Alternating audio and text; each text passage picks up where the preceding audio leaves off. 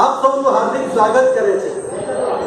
અમે નાગર અને અમારા ઈષ્ટદેવ છે હરકેશ, ભગવાન શંકર, ભગવાન શિવ, અને જ્યાં ભગવાન શિવ હોય ત્યાં માતા પાર્વતી તો હોવાના છે। માતા પાર્વતી એ આદ્યશક્તિ અંબાનો જ અવતાર છે, સ્વરૂપ છે।